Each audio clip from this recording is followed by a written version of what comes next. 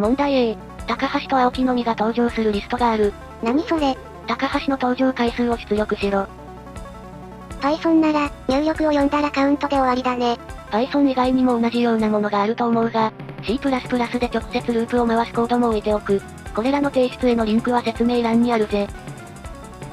問題 B。2N 人の人が一列に並んでいる。それぞれの人の服の色が入力される。N 種類の色が2回ずつ現れる。同じ色の服を着たペアであって、間に別の色がちょうど1人挟まっているものを数えろ。2つ右と同じ色の人は何人？ってことだね。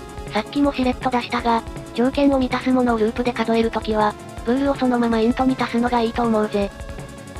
問題 C。1×2 のタイルがこんな風に敷き詰められている。2点の座標が与えられる。そこから少し右上にずれた点を考える。この間を移動するとき、タイルの境界を最低何回またぐか？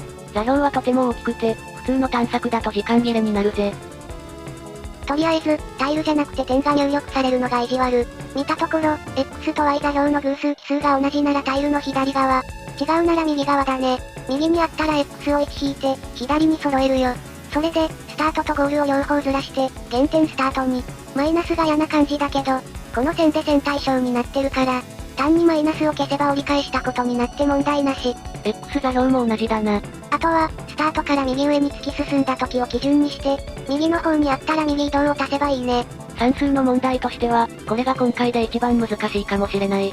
これが人生で3問目の問題だったらちょっときつすぎるかな。こういうのが苦手なら他の回の C を優先していい。これが解けなくても解ける問題はたくさんあるぜ。問題 D。長さ N の文字列が与えられる。各文字は A か B かハテナ。それぞれのハテナを A か B に置き換えて新たな文字列を作る。ただし、長さ K の解文が部分文字列として含まれてはならない。この時何通りの文字列を作れるか？ N は最大1000、K は最大10。N は最大1000だから、ハテナも最大1000個で、全探索は無理だね。でも、左から決めていくとして、例えば K が4だったら、5文字目を決める時点で、1文字目をどっちにしたかは忘れても問題ないから、最後の K-1 文字だけ覚えて動的計画法。動的計画法が初めてなら、まずは他の問題で慣れた方がいい。まず ABC306D をやって、次に 344D をやって、次にこれとか。ちなみに、こういう DP は普通はビットマスクでやるものだが、今回は実装の関係で文字列をそのままキーにしてもいいだろう。問題 E。時間がなくなってきたから急ぐ。N 枚の仕切りの入った水槽の左端に水を一定速度で注ぐ。各エリアに水が初めて入る時刻を求めろ。N は最大20万、仕切りは高い。要するに、幅1の細長い長方形がどんどん出てくるから、左に低いのがあったらくっつけろってことだね。実装がきつそうだけど、スタックで瞬殺。問題 F。N 個の頂点があり、それぞれコストを持つ。これらを N-1 本の辺で結んで木を作る。木のコストは、各頂点のコストの次数の2乗倍の合計。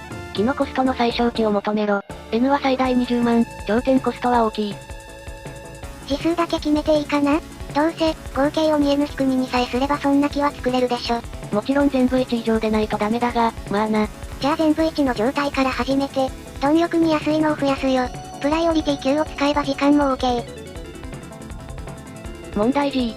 時間が完全に尽きたので、原案の私が適当に説明する。はぁ、色が塗られた20万頂点の木があるから、同じ色の頂点ペアすべてについての2頂点間の距離の合計は？